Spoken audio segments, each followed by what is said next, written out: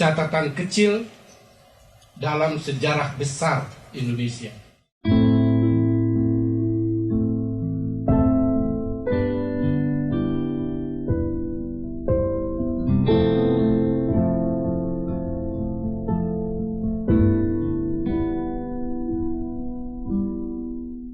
Saya bisa berjalan bukan karena disediakan jalan, tetapi karena saya mempunyai kaki. Alhasil, ketika jalan itu ditutup sejak 1 Oktober 1965, diranjau, bahkan diarahkan ke liang kubur, kaki saya mencari jalannya sendiri. Sehingga kelihatannya saya ini menjadi benar-benar berbeda dengan kamu yang mengharapkan kemusnahanku. Lantas siapakah saya ini?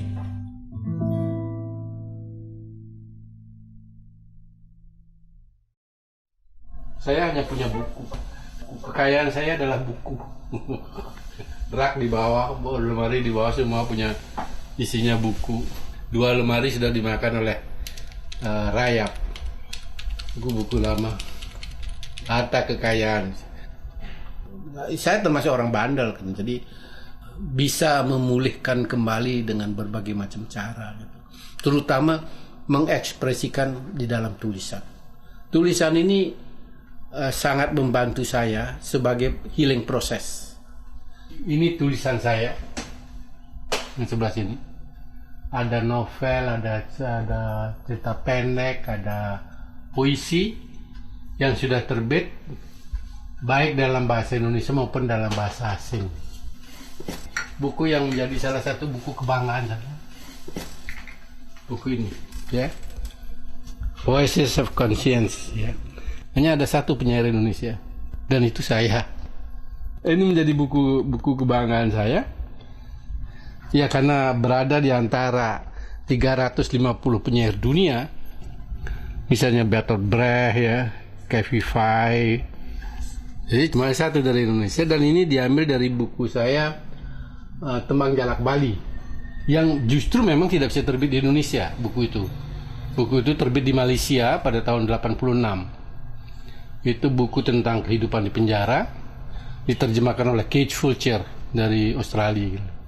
Dan kemudian sesudah itu terbit lagi buku The Prison Where We Live, antologi dari PEN. Dari Indonesia cuma ada 2, saya dan Pram, ya. Jadi ternyata dukungan seperti itu memberikan semangat untuk terus menulis. Artinya ada orang lain memperhatikan tulisan saya. Istana Jiwa, novel saya yang ketiga. Ini novel saya yang pertama ketika masih kuliah di Jogja, Keburuan, tahun 63. Tentang nelayan. Sejak saya mulai menulis berorientasi kepada masyarakat miskin, masyarakat termarginalkan, petani miskin, pedagang miskin, perempuan di Bali yang secara adat ada penyisihan dalam hak-hak mereka. Nah, ketika saya mulai menulis di Jakarta, di majalah Indonesia, diketahui oleh Risa Kota. Risa Kota itu penyair lekra. Suatu ketika saya ketemu dengan dia bilang, "Oka, sejak pertama kali aku membaca puisimu, aku sudah yakin kamu akan ke lekra." Jadi lekra itu sebenarnya paguyuban, bukan organisasi yang ada kartu nama, ada kartu pendaftaran, dan lain sebagainya. Siapa yang hidup di kalangan teman-teman yang punya ide kerakyatan, itu menjadi lekra. Jadi saya tidak pernah masuk ke lekra, tapi saya berada dengan sendirinya di dalam lekra. Kumpulan puisi saya sudah keluar. Ini buku kumpulan cerita pendek saya pertama. Saya sudah pulang dari penjara, diterbitkan oleh Kalyana Mitra, yang di dalamnya ada Luka-Luka. Saya lahir dari masa lampau yang tentram pada awalnya. Sebelum Oktober 65, saya guru SMA, juga penyair dan wartawan. Sejak akhir tahun 65, ketentraman itu berubah menjadi penuh cucuran air mata dan darah, jerit perih, rasa ketakutan, penyiksaan dan kegamangan yang dikondisikan. Peristiwa sesudah 1 Oktober saya istilahkan seperti membuat orang sekaligus jadi pingsan. Jadi siapapun yang mendukung Soekarno, dan pada waktu itu jelas-jelas golongan kiri yang berkumpul di Partai Komunis, PNI kiri, kemudian di Lekra dan semua itu harus dihabiskan. Sebenarnya pada saat itu kami tinggal menunggu kapan ditangkap. Nggak bisa berbuat lain. Jadi terbalik begitu aja. Dari orang legal tiba-tiba aja terus menjadi orang yang ilegal, menjadi orang yang diburu gitu loh. Banyak seniman yang sudah dibunuh, banyak seniman yang sudah ditahan gitu. Saya ditangkap tengah malam tanggal 21 Oktober tahun 66, setahun sesudah peristiwa. Kemudian pemeriksaan tidak pernah menyangkut Lekra. Saya waktu diperiksa bilang, saya tolong adili saya sebenarnya. Jaksa yang memeriksa saya, gila apa kami mengadili kamu, apanya yang harus diadili? Sudah masuk aja sana biar kami bulukan di dalam ini. Udah selesai. Bab itu begitu bunyi, saya harus tanda tangani itu. Nah, itu aja masalahnya. Kemudian saya dilempar ke penjara Salemba dan Tangerang silih berganti sampai 10 tahun.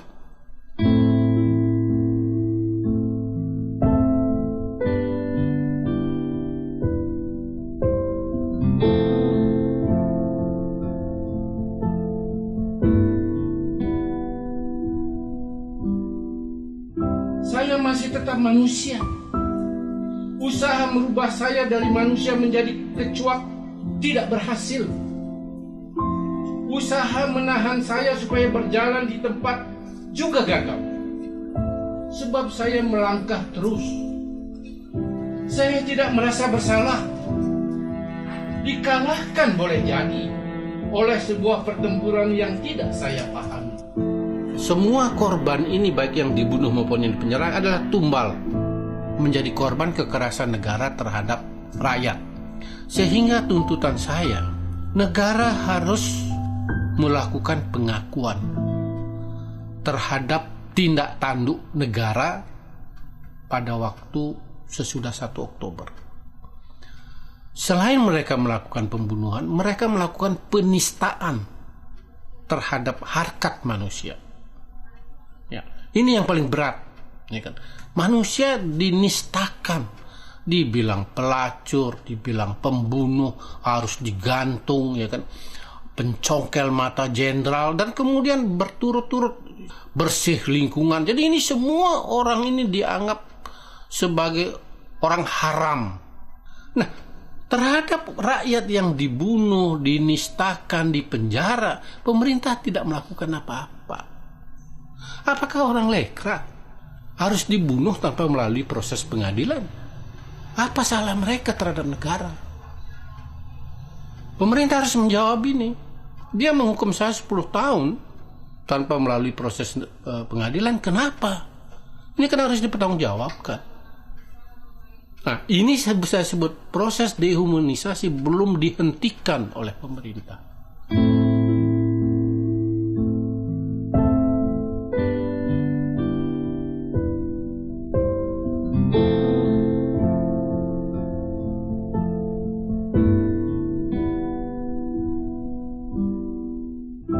Saya hidup di dalam celah. Celah dilahirkan oleh keterhimpitan. Celah harus dirubah menjadi ruang. Ketika sudah menjadi ruang, maka barulah bisa lebih banyak orang lain ikut bergumul di dalamnya. Di dalam pergumulan dengan orang banyak itulah saya menemukan lebih banyak lagi sahabat-sahabat baru yang meneguhkan keberadaan saya sebagai manusia yang setara di dalam berbeda. Sejak di penjara saya sadar benar bahwa tidak akan diberikan ruang gerak oleh penguasa. Tapi saya tidak mau dihancurkan oleh stigmatisasi saya orang bersalah. Apa salahnya jadi orang Lekra? Ya, itu saya yakini benar. Saya bukan orang bersalah.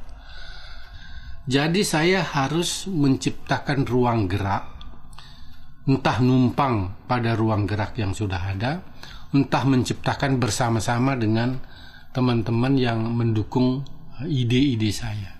Kemudian ada satu pantangan bagi saya tidak mau jadi pengemis, saya tidak mau jadi beban masyarakat. Ya. Oleh karena itu saya harus punya profesi yang legal. Nah, dengan profesi yang legal, orang tahu, oh Putu Oka itu akupunkturis, kartu nama saya tulisannya Putu Oka akupunkturis dari tahun 78. Ketika orang belum berani menjadikan akupunktur sebagai profesi, saya sudah tulis. Kemudian ketika saya mulai masuk tahun 94 ke dunia HIV AIDS, saya menstudi dari nol. Nasib teman-teman yang terinfeksi HIV itu sama dengan saya, diskriminasi yang sangat tinggi, stigmatisasi, viktimisasi, mereka alami seperti saya gitu. Saya masuk ke dalam tuh, yang mula-mulanya saya ditolak untuk masuk. Salah satu buku penting di dalam dunia HIV ini yang saya tulis, yang menjadi textbook bagi teman-teman yang positif HIV. Ini yang dalam bahasa Inggrisnya, pendekatan holistik terhadap HIV, yang melegalkan saya masuk ke dalam dunia itu. Nah, ini perjuangan yang tidak pernah henti, bahwa saya harus eksis. Saya harus punya profesi, saya tidak boleh minta-minta. Untuk tidak boleh minta-minta kan harus punya penghasilan, ya kan? Untuk mendapat penghasilan saya bekerja siang malam, saya mengajar di tempat orang-orang bule. Saya mendatangi pasien-pasien sampai anak saya yang mengantar itu juga merasa kelelahan. Kadang-kadang selesai praktik di sini saya masih mau mendatangi orang bule di Kemang, diambil, saya pulang 12:30. Kemudian saya sakit. Tapi kan saya harus hidup. Saya mau menghentikan itu proses dehumanisasi terhadap diri saya.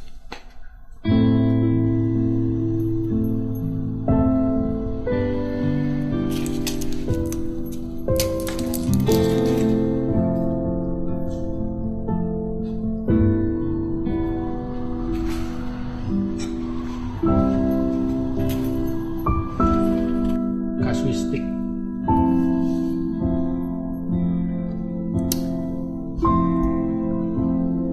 Pada umumnya gangguan lokomotor sistem persendian.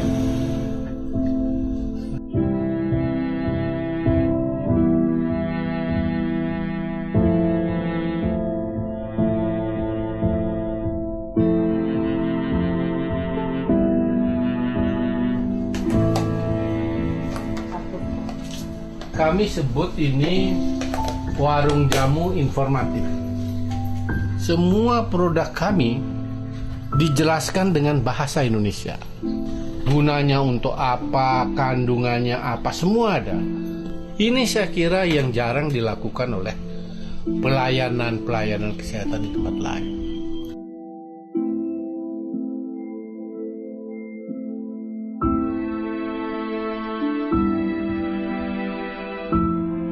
Saya masih sering tengah malam terbangun tergagap-gagap karena mimpi. Tiba-tiba saya ada berada di penjara lagi gitu. Terus masih ada teman-teman lama, Putu, kenapa kamu masuk lagi ke sini? Kamu ngapain di luar? Kok sampai masuk lagi gitu. Tiba-tiba saya bangun. Ketika bangun, debar jantung saya terasa kaki, telapak tangan basah. Dulu saya sering sekali marah sama istri saya. Karena istri saya ini orang perfeksionis gitu. Pokoknya semualah diatur gitu, dari nomor 1 sampai nomor 10 di dalam rumahnya. Saya merasa ini penjara atau apa ini gitu ya. Sehingga dia sangat sakit hati, kamu kok kayak Soeharto aja. Jadi ekspresi yang di bawah sadar muncul itu sakit jiwa sebenarnya. Saya sempat merasa bahwa saya ini sakit. Ya, jiwa saya sudah dibikin sakit oleh Soeharto. Dalam ketakutan, saya selalu berbisik, "Hai Putu, kamu ini manusia yang punya harga diri. Kamu penyair." Ya, saya bangga dengan menjadi penyair. Karena penyair bisa menulis di langit dengan awan ketika dilarang memiliki pensil dan kertas. Penyair bisa melihat matahari terbit ketika di dalam sel yang gelap. Penyair bisa menghayalkan sakitnya dera pukulan ekor pari berubah menjadi terasa elusan kasih seorang ibu. Penyair sering bisa hidup di luar dirinya. Maka itulah saya hanya mau menjadi penyair. Penyair tidak hanya menulis dan membacakan puisinya, tetapi juga membelah dirinya menjadi benih di setiap persemaian. Maka saya tulislah sebuah puisi di saat saya masih hidup di dalam celah gelap gegap gempita kekuasaan Orde Baru selepas dipenjarakan.